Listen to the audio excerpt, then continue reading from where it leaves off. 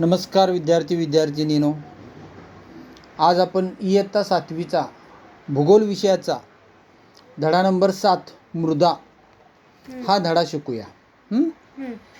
तर मृदा म्हणजे काय पहिला सांगा. माती. हां, माती आणि मृदा यामध्ये काय फरक आहे माहीत नाही.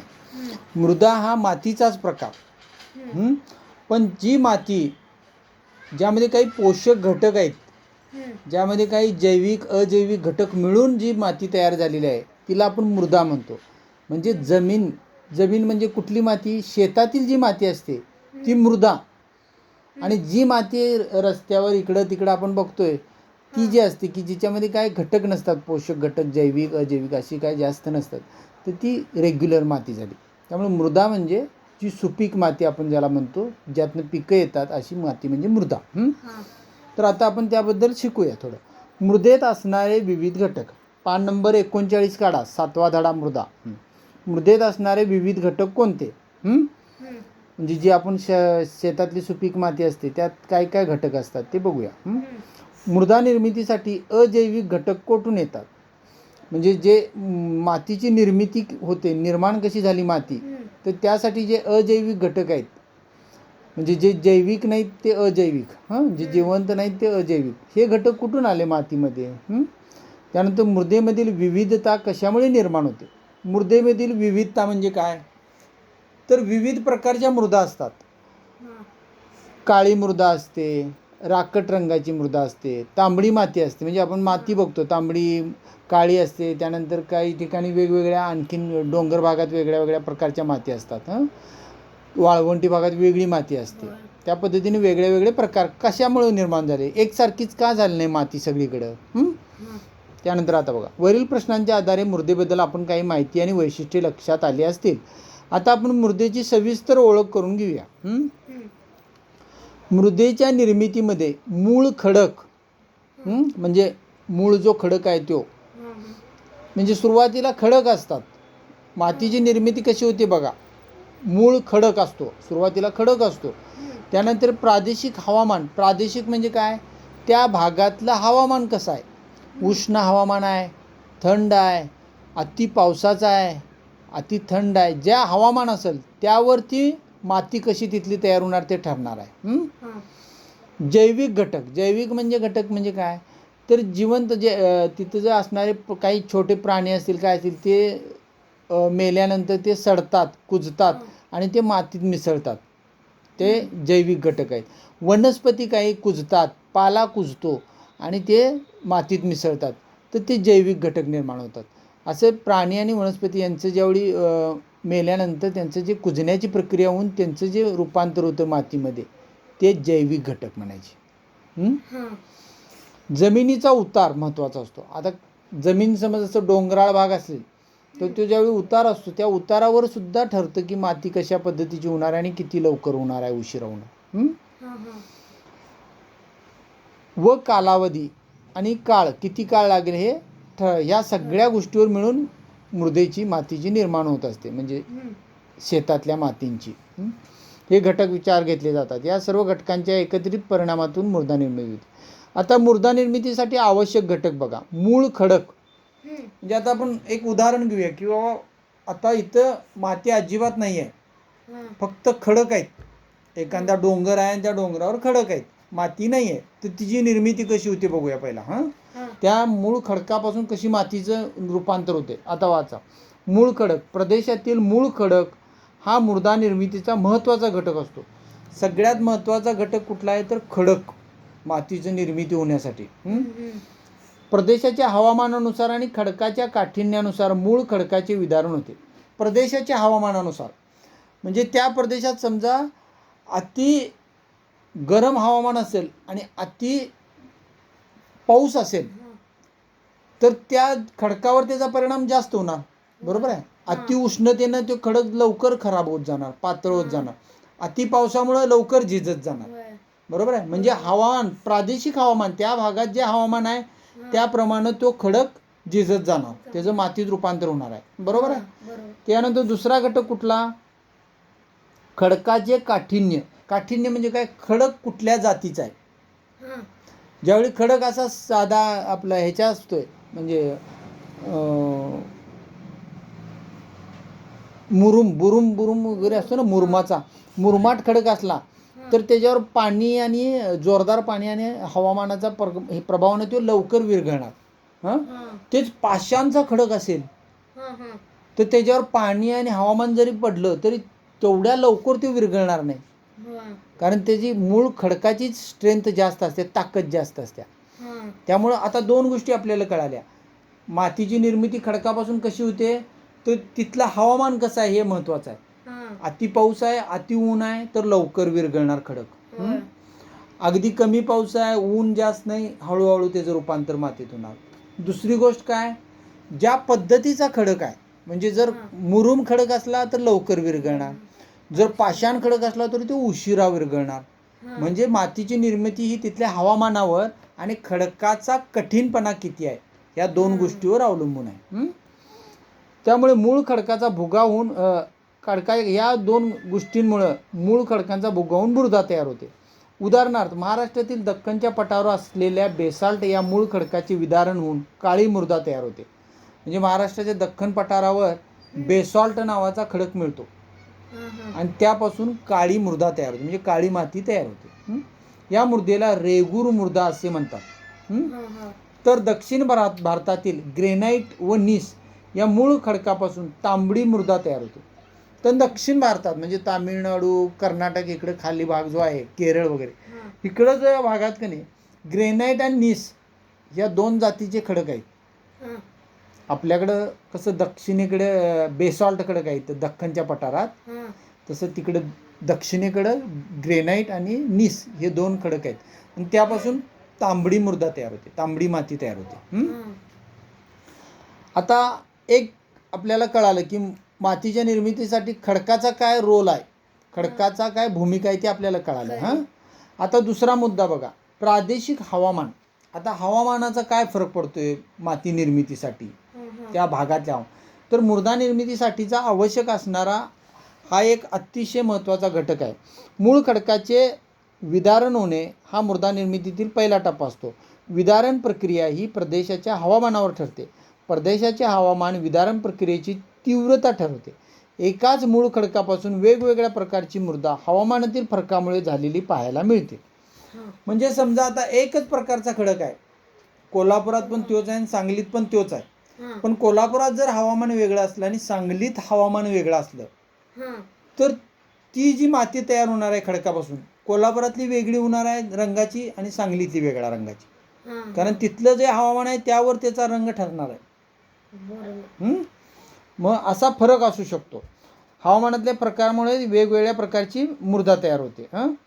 सह्याद्रीच्या पश्चिम भागात हवामान दमट आहे, त्याचे बेसॉल्ट या खडकाचे अपक्षालन होऊन जांभी मृदा तयार होते. हा मृदेचा प्रकार दख्खनच्या पठारावर कोरड्या हवामानामुळे निर्माण होणाऱ्या रेगूर मृदेपेक्षा वेगळा आहे. म्हणजे बघा, सह्याद्रीच्या पश्चिम भागात दमट हवा आहे. सह्याद्री डोंगर आहे त्याच्या पश्चिम भागात दमट हवा आहे. म्हणजे दमट म्हणजे काय, जास्त असं थोडंसं गरम असते आणि उकडते आपण म्हणतोय ना ते पिरणं, तशी दमट हवा आहे. त्यामुळे तिथल्या दगडाची बेसॉल्ट या दगडाची पासून जांभी मृदा तयार होते, जांभी. आणि हा मृदेचा प्रकार दख्खनच्या पठारावर कोरड्या हवामानामुळे होणाऱ्या रेगूर मृदेपेक्षा वेगळा आहे. म्हणजे दख्खनच्या पठारावर पण तोच खडक आहे, पण तिथं जे हे तयार होतंय माती ती रेगूर मृदा म्हणून आहे, तिचा रंग वेगळा आहे. इथं बहुतेक आपल्याला त्याचं हे दिलेलं असतील.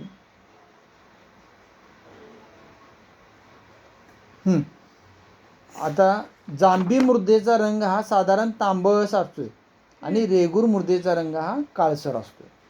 आलं ध्यानात? म्हणजे खडक तोच आहे पण हवामान वेगळा असल्यामुळं एकीकडचा रंग तांबट झाला, एकीकडचा काळपट झाला. म्हणजे हवामानाचा किती महत्त्वाचा भूमिका आहे बघा मातीच्या निर्मितीमध्ये. आलं ध्यानात? आता जैविक घटक, दोन घटक झाले बघा. आता एक खडकावर अवलंबून असते माती कशी तयार होणार, पहिला घटक ऐकला. दुसरा घटक काय, हवामानावर अवलंबून असतं. आता तिसरा घटक जैविक घटक. जैविक घटक काय, तर खडकाचे विदारण होऊन त्याचा भुगा तयार होतो. म्हणजे खडक फुटून तिची बुकना तयार होतो, त्याचा बुग्गा तयार होतो. हां, परंतु हा बुग्गा म्हणजे मृदा नव्हे. म्हणजे फक्त माती झाली खडकाची म्हणजे ती मृदा नव्हे, ती माती झाली, मृदा नव्हे. माती आणि मृदेमध्ये काय फरक आहे? मृदा ही सुपीक असते. हा, मृदेमध्ये जैविक घटक असतात. म्हणजे प्राणी आणि वनस्पती हे कुजून त्यांचं जे रूपांतर मातीत होतं ते घटक असतात. सुपीकता असते, वेगवेगळे खनिज असतात, असे वेगवेगळे पदार्थ असतात जे वनस्पतीला ते निर्माण करण्यासाठी. आणि मातीमध्ये ते नसतात. म्हणून नुसता खडक फुटला म्हणजे आता खडक फोडला आणि ती माती तुम्ही पेरून उगवणार नाही, बरोबर आहे की नाही? त्यात आणखीन जैविक घटके लागणार आहेत. तर आता मृदेमध्ये खडकाच्या बुग्ग्याशिवाय जैविक पदार्थ मिसळले जाणे आवश्यक असते. हे जैविक पदार्थ प्रदेशातील वनस्पती आणि प्राणी यांच्या विघटनातून मृदेत मिसळतात. आता ते ना, म्हणजे त्या प्रदेशात जे वनस्पती असतात, मग झाडं असतात, ती कुजतात, मोडतात, पावसात पडतात, त्यांची पानं गळतात, मग ती मातीत मिसळतात आणि त्यांचं रूपांतर जैविकतेमध्ये होतं. प्राणी, छोटे मोठे प्राणी असतात, ती मरतात, तिथं सडतात, कुजतात, ते मातीत मिसळतात, त्याचं रूपांतर जैविकतेमध्ये होतं, जैविक मातीमध्ये. हां, तर ही माती ज्यावेळी तयार होते मग त्यामध्ये काय येतात बघा घटकं. वनस्पतीची मुळे येतात, पालापाचोळा येतोय, प्राण्यांचे मृत अवशेष येतात. हे सगळे पाण्यामुळे कुजतात, त्यांचे विविध जीवामार्फत विघटन होते. उदाहरणार्थ गांडूळ, सहस्त्रपाद, पैसा किडा, वाळवी, गोम, मुंग्या इत्यादी अशा विघटित झालेल्या जैविक पदार्थास ह्युमस असे म्हणतात. मृदेमध्ये ह्युमसचे प्रमाण अधिक असेल तर मृदा सुपीक असते. आलं ते ना? तर ही ज्यावेळी अशी जैविक घटक त्यात मिसळतात, प्राणी आणि वनस्पती कुजून काय, आणि मग ते कुजल्यानंतर काय होतं, गांडूळ, त्यानंतर पैसा किडा, मुंग्या, गोम, वाळवी हे काय करतात, ते खातात आणि त्यांच्या विष्ठेतून परत जे बाहेर पडतं, त्यांनी जे मलमूत्र विसर्जन करतात त्यातून ते बाहेर पडतं खाल्लेलं, कुजलेला पाला वगैरे, तर तो खत सारखा तयार होतो. आलं का लक्षात? आणि मग ते अधिक चांगल्या पद्धतीनं जमीन सुपीक होती ते ज्यावेळी जमिनीत मिसळतं. मग अशा प्रकारे कुजलेल्या वनस्पती, कुजलेले प्राणी, त्यानंतर ते खाऊन गांडूळ वगैरे किंवा पैसा किडा, गोम वगैरे हे प्राणी ज्यावेळी ते बाहेर टाकतात खाल्ल्यानंतर त्यांच्या विष्ठेतून, तर ते अधिक सुपीक जमीन या सगळ्या घटकापासून निर्माण होते आणि मग ती मृदा आपण म्हणू शकतो तिला. आलं का देण्यात लक्षात? आता माती साधी आणि मृदेमधला फरक तुमच्या लक्षात आला. हां, आता पुढे बघा. अनेक जीवामार्फत विघटनांची प्रक्रिया होत असते, त्यामुळे अलीकडे गांडूळ खत निर्मितीचे प्रयोग मोठ्या प्रमाणात केले जात आहेत. बरोबर? मग या गांडूळ काय करतात, ते खातात पदार्थ आणि विष्ठेतनं टाकतात बाहेर. तर ते ज्यावेळी बाहेर टाकतात विष्ठेतून तर ते अतिशय चांगलं खत असतं ते. आलं लक्षात? त्यामुळं गांडूळ खत आता सध्या तयार करतात आणि चांगला त्याला रिझल्ट येतो पिकासाठी. तर गांडूळ खत किंवा कंपोस्ट खत निर्मितीची प्रक्रिया समजून घ्या. तर गांडूळ खत आणि कंपोस्ट खत कसे निर्माण होते बघा. खत निर्मितीच्या प्रक्रिया काही कालावधी लागतो व त्याला काही आवश्यक घटकही लागतात. उदाहरणार्थ ओला कचरा, पाणी आणि उष्णता. बरोबर आहे? ओला कचरा लागतोय, तिथं पाणी लागतं आणि तिथं उष्णता निर्माण झाली पाहिजे. मग हे ज्यावेळी घटक निर्माण होतात त्यावेळी तिथं गांडूळ सोडले तर ते गांडूळ ते खातात आणि त्या या सगळ्या ह्याच्यामुळं जे एक प्रकारचं तिथं उष्णता, ओला कचरा आणि पाला ह्याच्यामुळे जे कॉम्बिनेशनमुळं तिथं जे प्रक्रिया घडते, रासायनिक प्रक्रिया कुजण्याची, हे करण्याची आणि गांडुळांच्या मार्फत ते बाहेर, त्यामुळे एक प्रकारचं खत तयार होतं. त्या खताला आपण कंपोस्ट खत म्हणतो. ह्या कुजून तयार झालेल्या या सगळ्या व्यवस्थित पद्धतीने. आता कालावधी काय महत्त्वाचा आहे बघा. मातीच्या निर्मितीसाठी काळ किती लागतोय, म्हणजे माती तयार व्हायला किती काळ लागतोय. तर मृदा निर्मिती ही एक नैसर्गिक प्रक्रिया आहे.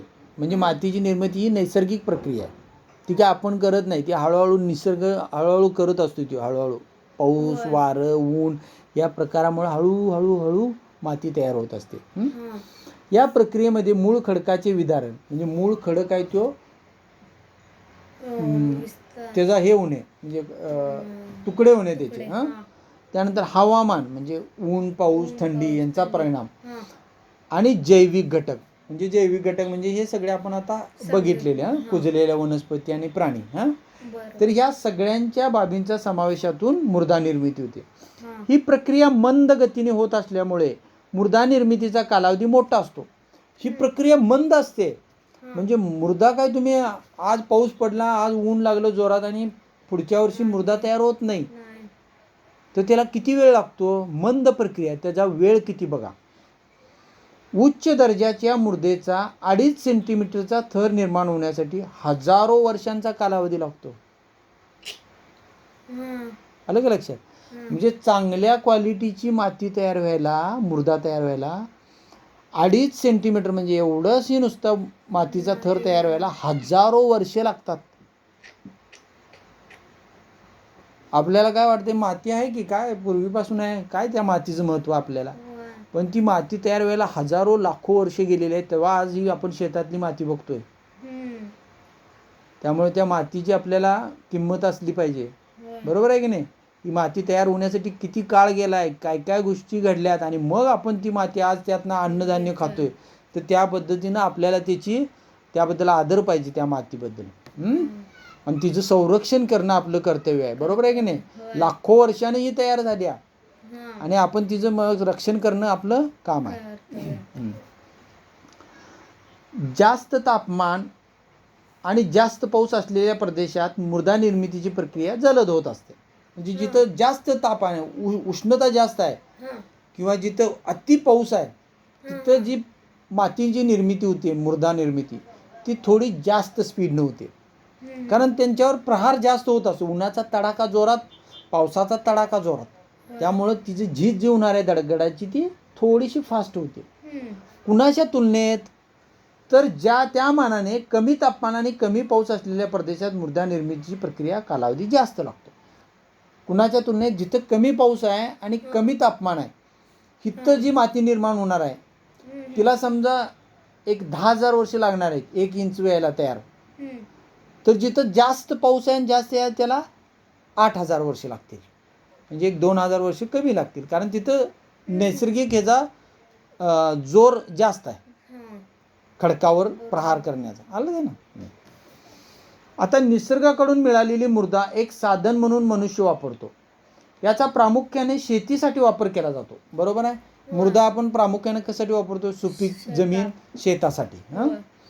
कित्येकदा जास्त उत्पन्न मिळवण्यासाठी शेतात अनेक प्रकारची रासायनिक खते, कीटकनाशके यांचा वापर होतो. त्यामुळे मृदेची गुणवत्ता कमी होते. काही वेळेला काय होतं की आपल्याला शेतातनं पीक जास्त मिळावं आणि कमी कष्टात मिळावं म्हणून आपण काय करतो की अति रासायनिक खतं वापरतो किंवा कीटकनाशकं वापरतो. जास्त कीड पडली की लगेच भरपूर कीटकनाशक वापरायची, खतं भरपूर घालायची उत्पन्न जास्त मिळू दे म्हणून. तर यामुळं काय होतं, ती जी माती आहे, जमीन आहे, तिची गुणवत्ता कमी होते, तिची ताकद थोडी कमी येत जाते अति वापरामुळं रासायनिक खतांचा आणि कीटकनाशकांचा.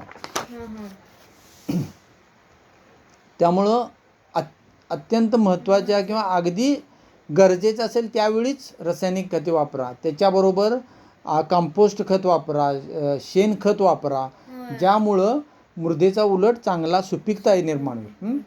आणि कीटकनाशक पण गरज असेल त्यावेळीच वापरा आणि योग्य प्रमाणात वापरा, अति वापरू नका.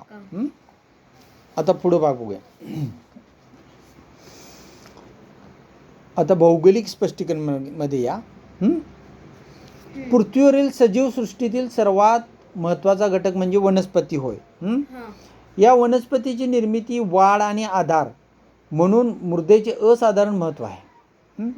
तर आता काय, पृथ्वीवरील सजीव सृष्टीचे महत्त्वाचा घटक म्हणजे वनस्पती. पृथ्वीवर आता जे सजीव आहेत, सजीव सृष्टी आहे, आपण पृथ्वीवर ज्यावेळी सजीव सृष्टी बघतो म्हणजे निसर्ग म्हणा थोडक्यात, त्यामध्ये वनस्पती आपल्याला सगळीकडे दिसतात आणि ते सगळ्यांचा आधार आहे. कारण वनस्पती आहेत म्हणून आपण ते अन्न खातो, फळं खातो, हे खातो, त्यापासून पाऊस पडतो, ऑक्सिजन मिळतो. ह्या सगळ्या घटकांसाठी वनस्पतींचा उपयोग आहे. बरोबर? म्हणजे आपली जीवसृष्टी ही वनस्पतींमुळं आधारित आहे. त्यामुळं या वनस्पतींची निर्मिती, वाढ आणि आधार म्हणून मृदेचे असाधारण महत्त्व आहे. त्यामुळं ह्या वनस्पतींना जर चांगलं वाढायचं आहे, या वनस्पतींचं जर चांगलं त्यांना निर्मिती चांगली व्हावी असं जर पाहिजे असेल तर ती माती चांगली पाहिजे, तर त्या वनस्पती चांगल्या होणार आहेत. बरोबर आहे की नाही? झाडं असून दे, पिकं असून दे, जेवढी माती चांगली तेवढी त्यांची निर्मिती चांगली, वाढ चांगली. ज्या प्रदेशात सुपीक मृदा आहे तेथे वनस्पती जीवन मोठ्या प्रमाणात समृद्ध झालेलं असतं. म्हणजे जिथं सुपीक माती आहे तिथं वनस्पत्या चांगल्या तयार होतात. उदाहरणार्थ विषुववृत्तीय प्रदेश, ज्या प्रदेशात सुपीक मृदा नसते तेथे वनस्पतीची वाढ कमी होते. विषुववृत्तीय प्रदेश, ज्या प्रदेशात हां हे आता हे कशात विषुववृत्तीय प्रदेश म्हणजे जिथं सुपीक मृदा आहे, तिथं चांगली वाढ झालेली आहे. आणि ज्या प्रदेशात सुपीक मृदा नसते तेथे वनस्पतीची वाढ कमी होते. म्हणजे जिथं आता वाळवंटी प्रदेश, आता इथं पुढे दिले वाळवंटी प्रदेश, मृदेची कमतरता असते तेथे वनस्पती जीवनाचा अभाव आढळतो. हो, उदाहरणार्थ ध्रुवीय प्रदेश. म्हणजे वाळवंटी प्रदेश किंवा ध्रुवीय प्रदेश ह्या ठिकाणी काय होतं, वनस्पती कमी प्रमाणात असतं. कारण तिथं वातावरण जे आहे, जी माती आहे ती अशी सुपीक प्रकारची नाही आहे. वाळवंटातली माती कशी वाळूची भरलेली असते, त्यामुळे तिथं वनस्पती चांगल्या पद्धतीने निर्माण होऊ शकत नाही. हां, किंवा ध्रुवीय प्रदेश जिथं थंड माती आहे तिथली माती पण कायम ही असते, म्हणजे चांगल्या प्रकारची नसते, त्यामुळे तिथं पण चांगल्या पद्धतीनं वनस्पती तयार होत नाहीत. या उलट विषुववृत्तीय प्रदेशमध्ये पाऊस चांगला असतो, उष्णता चांगली असते, त्यामुळे तिथं वनस्पती भरपूर येतात. म्हणजे यातनं थोडक्यात काय सांगितलं की ज्या ठिकाणी वनस्पती कुठल्या ठिकाणी चांगल्या होतात, ज्या ठिकाणी जमीन चांगली आहे तिथं वनस्पती चांगली येते. आता पुढचा भाग आपण पुढच्या ह्याच्यात बघूया भागात. Okay, thank you.